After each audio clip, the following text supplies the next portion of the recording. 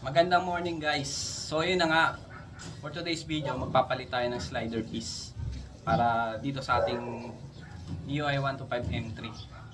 So yung slider piece guys, nabili ko nga pala sa Lazada. So 75 pesos siya. Actually, isa lang dapat bibili ko. Accidentally, dalawa pala yung na-click ko. Pero good thing na rin, dalawa na nakuha ko kasi mura lang naman siya, 75 pesos. So ito siya guys. Sun Racing na MIUSOL ay 125 M3, compatible sa MIUSOL ay 125. Yan. So dalawa siya nabili ko, yan yung isa. So goods na rin kasi ito yung madalas masira sa mga panggilid natin. Wear and tear kasi siya. So lumuluwag yan sa backplate. Kasi yung backplate natin syempre umaangat yan dahil gawa ng bola. So ito wala namang, hindi naman siya zero clearance kasi dun sa mga poste ng backplate. So may tendency talaga na luluwag yan. Tapos magbabangga siya syempre. So magkakaroon ng tunog. So pwede rin mag-start ng dragging yun. So papalitan natin to guys. So let's go. Ito nga pala sa M3. So ang kailangan pala natin dyan itong 8mm na socket. So simulan natin guys.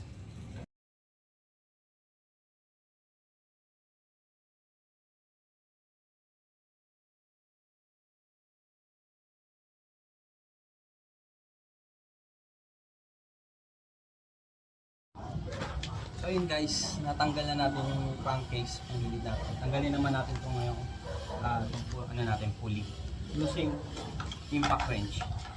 Ang size ng nut nito is 17.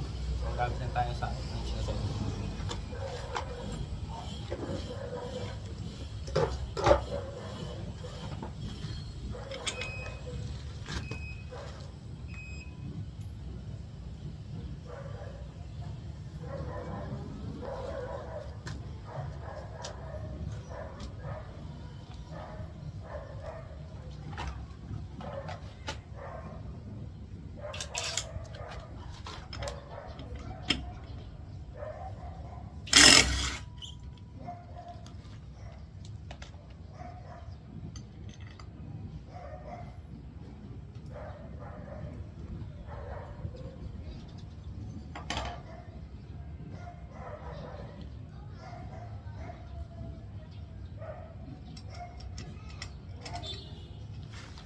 So, ayun guys.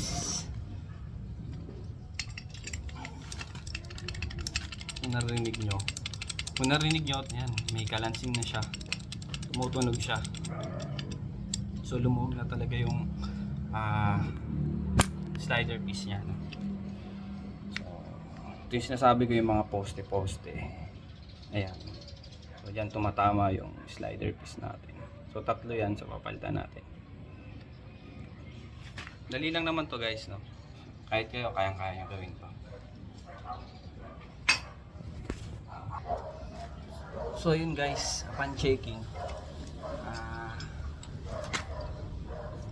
napakadumi nung ano, kita yung mga cargo na yun na itim. Ayan, madumi siya din.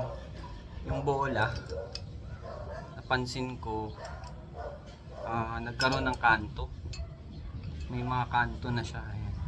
Papansin nyo yung yan, nagkaroon siya ng kanto, no?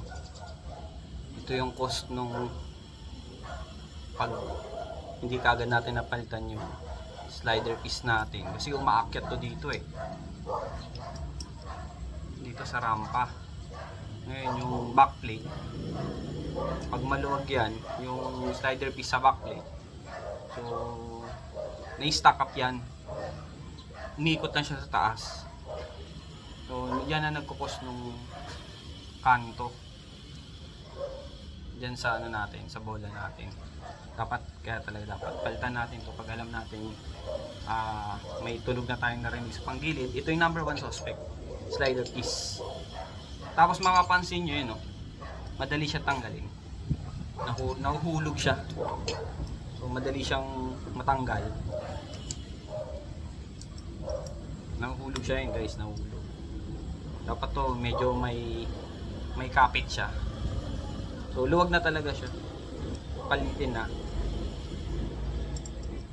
So yun guys, palitan na natin to. Pero linisan mo natin, brushin natin yung mga carbon. May mga carbon kasi pati yung dun sa panggilid, nagkaroon ng carbon deposit. So linisan ko lang ng konti. Ayun, kabit na natin yung bagong slider piece. Ayun guys, yung bola natin, no. Actually may mga palitin na, nagkaroon kasi ng tama. So ito yung bola natin ngayon na 6. So good thing na itabi ko yung mga luma kong bola. Yung bola ko nga pala guys, 10 grams to, nagpalit na tayo. Then ito yung luma ko, may mga goods pa naman dito. Meron ding may mga kanto na. So hanapin ko na lang dito, pipiliin ko kung alin yung mga pwede pa. Papapalitin ko dito kasi iba dito nagkaroon ng kanto. So ayun guys, papalitan ko lang din muna. Then nilinisin ko kasi nagkaroon siya ng carbon deposit. Nakita nyo, itim na. Ayan, may kanto. Linisin ko lang, din kabit na natin yung slider piece.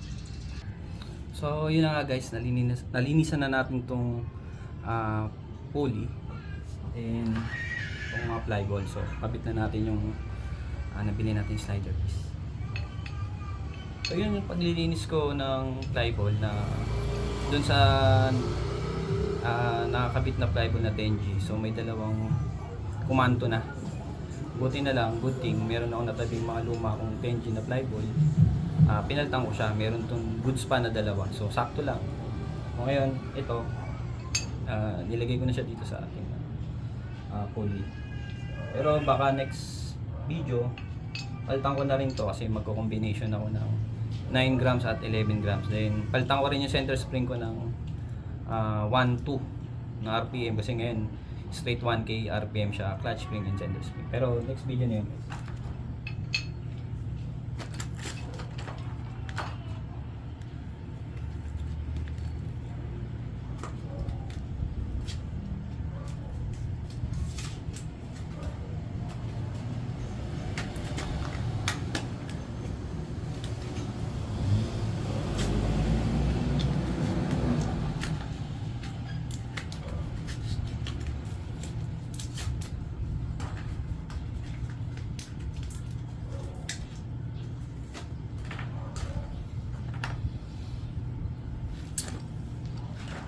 So yun, matigas.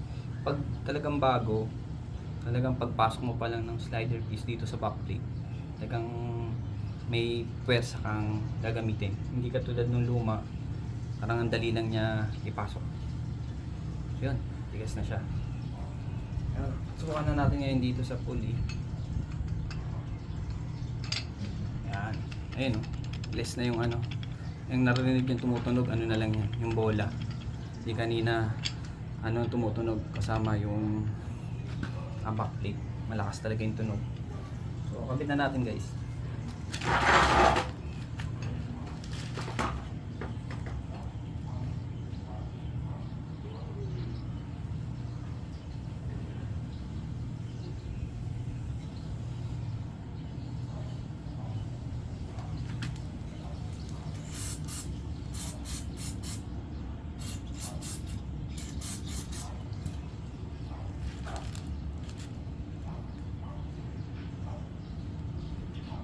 Guys, yung gamit ko nga palang panglinis pang ganitong CVT cleaner.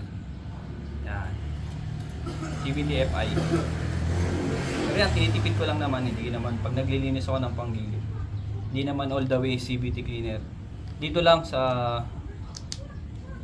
dito sa may kaha niya, yan ang ginagamit ako CVT. Pero doon sa mga pulley, tsaka dito sa torque drive assembly, yan. Iba panlinis ko dyan, meron akong degreaser. And tapos binabaluan ko siya ng tubig na ginagamit natin na pang dishwashing. Yan, pwede rin yun. Then pinapatuyo ko siya. Siguro next video, video natin kung paano ako maglinis ng panggilid.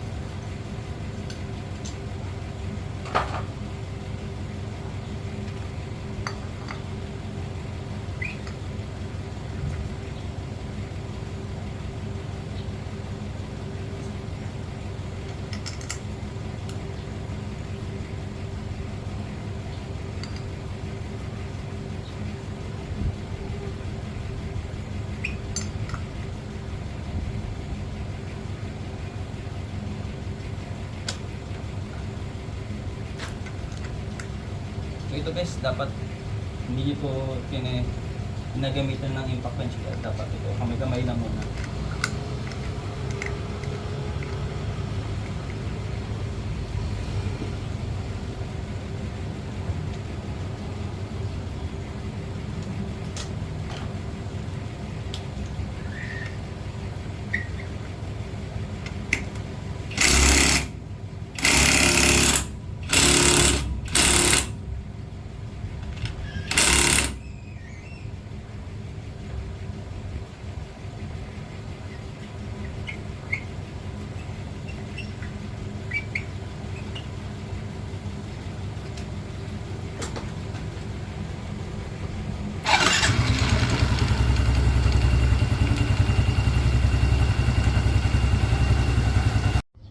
So yun na nga guys, nakapit na natin yung slider piece. So testingin na natin, tapos pakinggan natin kung nawala nga yung malakas na tunog sa panggilid natin.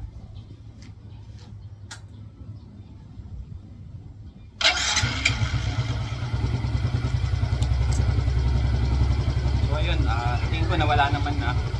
Observe ko na lang din, pero usually yun na naman talaga yun. Papalitan nyo na yung slider piece kung mawawala na yung makalansing o yung matunog sa panggilid natin. So yun lang guys, kung nagustuhan nyo at napanood nyo itong video na to, please help us to support our channel. Please do like, share, and subscribe. Good vibes lang tayo guys, ride safe. So thank you.